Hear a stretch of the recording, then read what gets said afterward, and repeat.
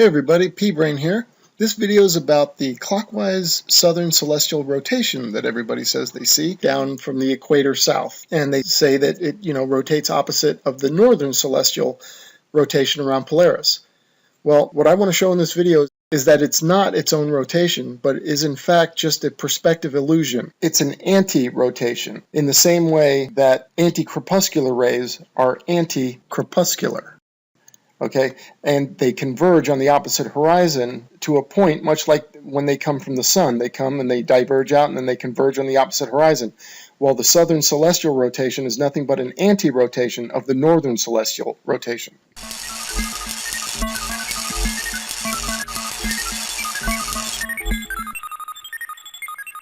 In the same way that the anti-crepuscular rays appear as though they're coming from a sun on the other horizon. They look the same way that the crepuscular rays do. The crepuscular rays diverge out from the sun, and when you look to the opposite horizon, the anti-crepuscular rays appear to be diverging out from the sun on the other horizon. But they're not. They're just the convergence of the crepuscular rays due to perspective. So it creates this illusion almost as if it's a mirror reflection of the crepuscular rays. So that's why they're called the anti-crepuscular rays.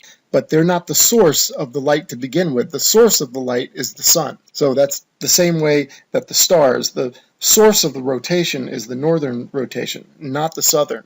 The southern is just an anti or a perspective produced counter rotation.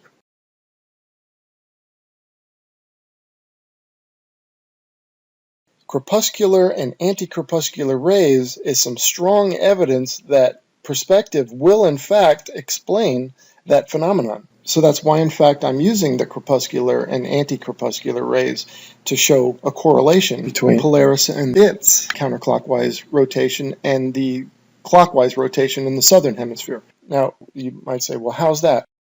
Okay, let's say the sun's overhead, right? And let's say you can see all of the rays coming down. Okay, it would look something like this, with the rays all around you. Okay, so let's attach the sun rays to the sun and let's rotate the sun as though it were Polaris and the stars, but we're going to use the sun.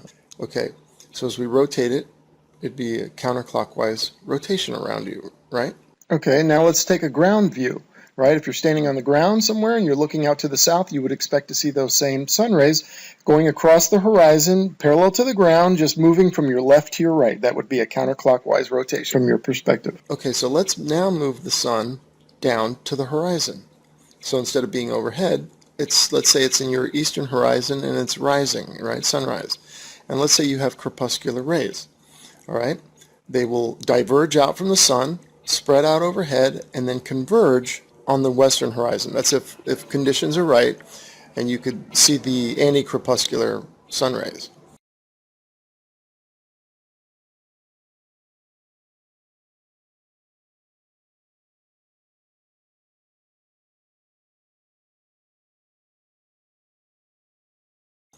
All right, so again, let's attach them to the sun and let's rotate the sun counterclockwise. All right, so what you're going to see is if you're in the middle, you're standing essentially at its equator, right in the center between the sunrise and the sunset, and you would look east and you would see the sun rays rotating counterclockwise. If you look to the west, you'll see the rays rotating clockwise, okay? Because a lot of people say, well, how come you see a rotation when you look south, you see a clockwise rotation of the stars? When actually you look north and the stars around Polaris are rotating counterclockwise. Well, it's exactly the same phenomenon. There's one rotation, but when you look on the opposite horizon, the stars are rotating the opposite direction. And there's an anti-convergence, just like the anti-crepuscular rays converge on the opposite horizon. Okay, so here it is. This represents my sun in the east, and it's sitting on the horizon and has crepuscular rays coming out, and they're attached to the sun. We're rotating counterclockwise. And now, here we go, continuing to rotate counterclockwise, still rotating.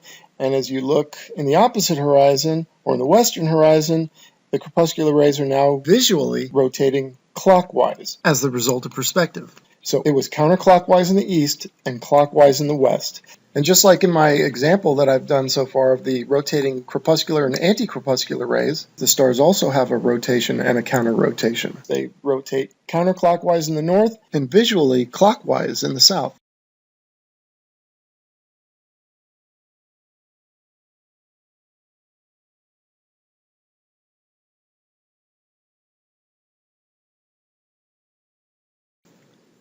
Okay, let's break down this picture of the crepuscular and the anti-crepuscular rays. Okay, first off, the red dot, that's the observer, right in the middle. The circle around the observer is your field of view for celestial objects. All celestial objects, the sun, moon, and stars, will go below your visual horizon at about a 6,000 mile radius from the observer. Okay, the diameter of this circle is about 12,000, 12,500, give or take. But all the objects will go below your horizon when they're 6,000 miles-ish from you.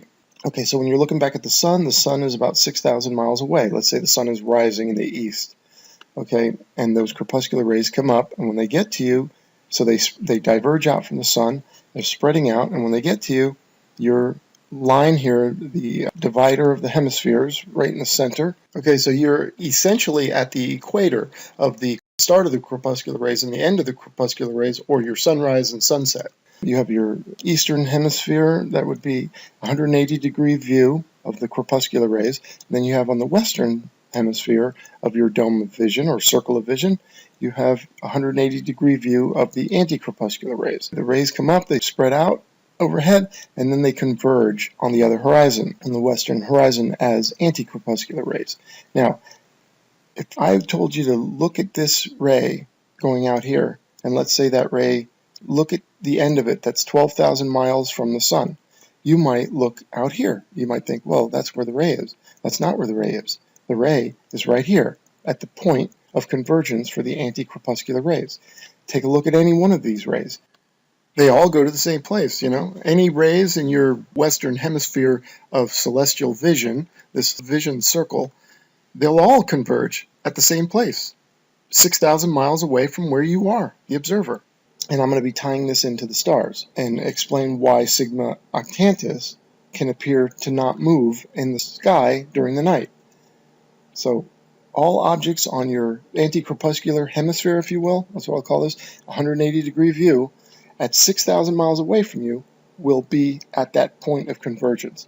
Now, from the observer, let's break this down into the rays that are 1,000 miles away from you, the anti-crepuscular rays, or look at the crepuscular, either or. But the anti-crepuscular would be this line right here. That's 1,000 miles from you. So that's where all those rays would be at 1,000 miles from you. At 2,000 miles, they would be here. At 3,000 miles, here. At 4,000, here. At 5,000, here. And at 6,000, they go to a point. So we'll get into the stars in a second here, but the stars, like the sun rays, will converge 12,000 miles from the source.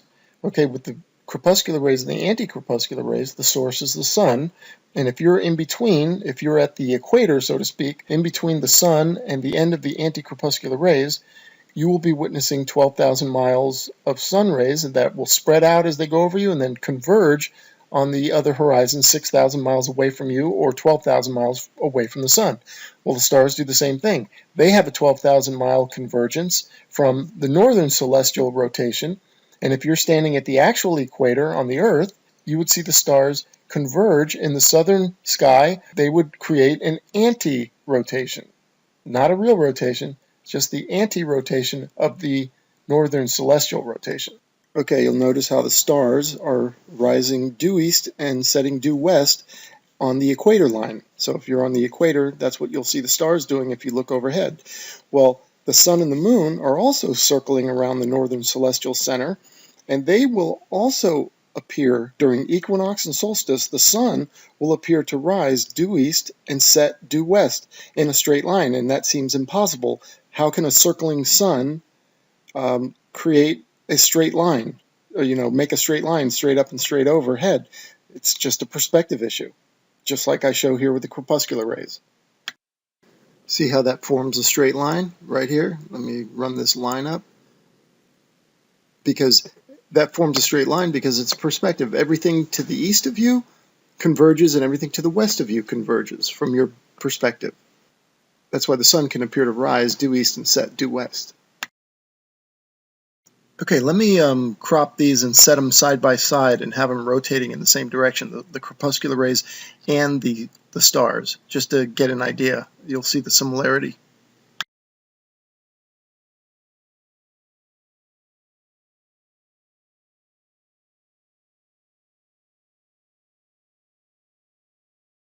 Here's a commonly asked question or a point brought up frequently by the flat Earth debunkers. If all the stars are rotating counterclockwise around a northern celestial center, wouldn't the stars, viewed from the equator and you're looking out south, shouldn't the stars appear to drift left or right, counterclockwise, parallel to the ground,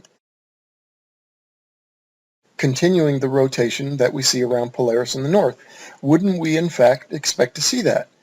Right? And that's what a lot of people ask. Well, the answer is no, because look at the crepuscular rays and the anti-crepuscular rays, right? As I showed, if you connect the sun rays to the sun while it's on the horizon, like Polaris would be if you're at the equator looking north, Polaris would be on the horizon. And what I showed with the crepuscular rays is if you connect the rays and you rotate it counterclockwise, you would see, as you look to the opposite horizon, the anti-crepuscular rays would be rotating clockwise and converging. So that's what we would expect to see. We wouldn't expect to see the crepuscular rays diverging out from the sun, and then as they go over our head and head for the opposite horizon, continue to spread out, because that's not what we see. We don't see that in nature. What we see are crepuscular rays that are diverging out from the sun, and as we look to the other horizon, we see a convergence of sun rays called anti-crepuscular rays. They don't continue to spread out. They converge to a point on the opposite horizon, because the precedent is set with the crepuscular and anti-crepuscular rays. The fact that they reconverge on the opposite horizon shows us that the stars would have a counter-rotation in the south. So if the crepuscular rays spread out from the horizon and then continue to spread out on the other side of us like this, then yes, you would expect to see the stars circling counterclockwise. When you look south from the equator, you would expect to see them moving left to right and just staying parallel to the ground and just as though one big dish with the center connected, being Polaris or the northern celestial pole. You would expect to see that. That's if we saw the sun rays do this. The crepuscular rays just keep spreading out onto the opposite horizon. But we don't see that. The crepuscular rays become anti-crepuscular rays, and they have a convergence, right? So they diverge out from the sun, now they converge. So the precedent, again, is set that the stars would do a similar thing. I just want to remind you about perspective. Perspective causes everything above us to angle downward, right? The floor angles up and the sky, everything above you angles down. Look at these pictures of clouds, right? They all angle down to the horizon. Everything angles down to the horizon. So does the sun, moon, and stars on a flat Earth. So you can estimate that the celestial perspective, or how far can we see visually objects that are high up in the air, is about 6,000 miles, because that's where everything sets, about a 6,000 mile radius, right? A 12,000 mile diameter circle of vision. It's not where the ground horizon forms, but it is where everything in the sky goes down below the horizon. So keep that in mind now as I show you how the stars are. And let's say the stars actually spread out for hundreds, thousands of miles, let's say, and let's say we can't see them all. We can only see the dome of our perspective vision, which is about a 12,000 mile diameter circle or 6,000 mile radius. That's all the stars we can see. And the stars lower to the horizon at the edge of that circle, of a 12,000 diameter circle. So as you move, this dome of stars moves with you, or your dome of vision, I call it. Anyway, let's check it out. Well, just like, let's say you're standing at the North Pole, right? And the stars rotate. You have Polaris overhead, and the stars are rotating around you counterclockwise. As you move south, Polaris starts to lower in the northern sky, and the stars start to tip. It's almost, I like to think of it as like a salad bowl, right? And so the salad bowl has the bottom is up, that's where Polaris is, and the rim of the bowl is on the ground.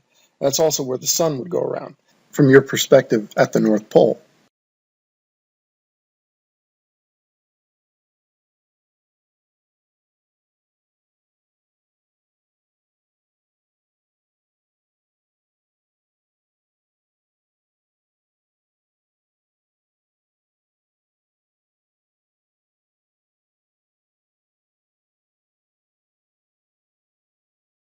So as you head south, the salad bowl starts to tip onto its side, and so that, let's say you travel 3,000 miles south of the North Pole, everything would be rising in the northeast, sweeping out over the southern sky, and setting in the northwest, like this, right?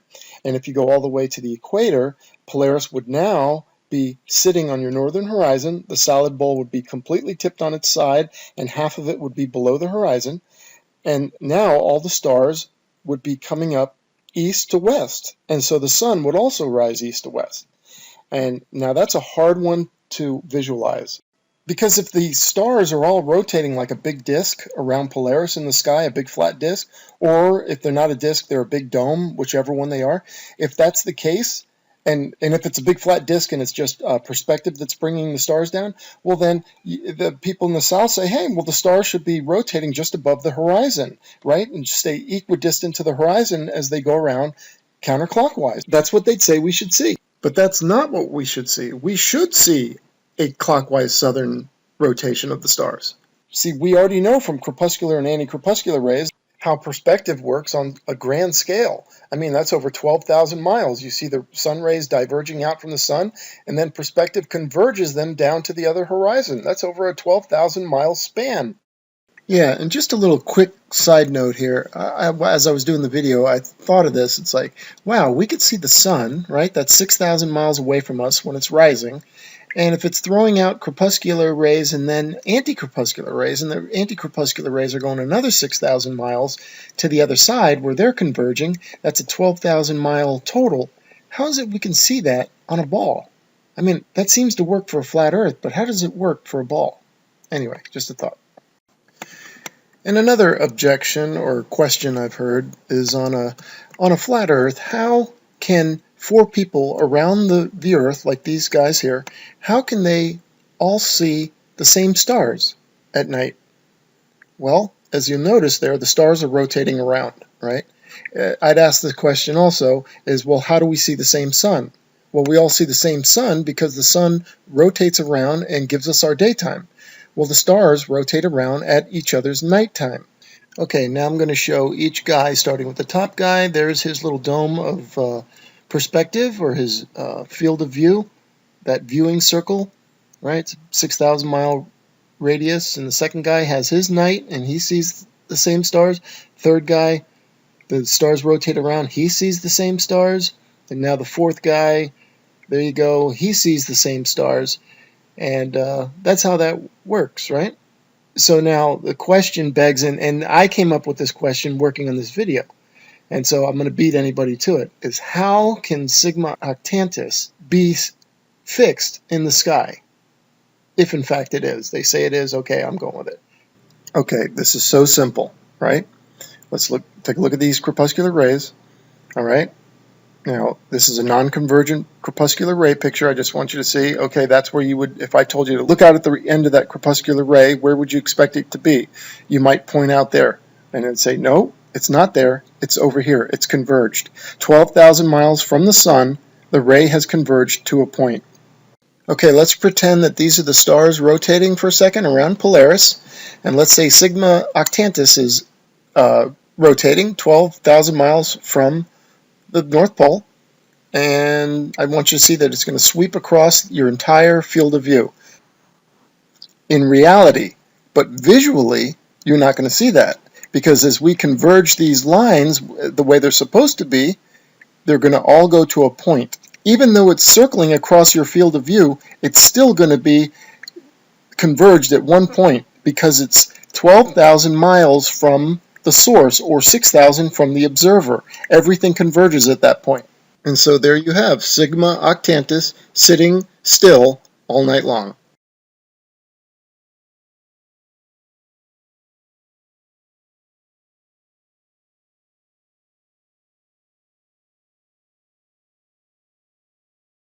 I hope you found this useful.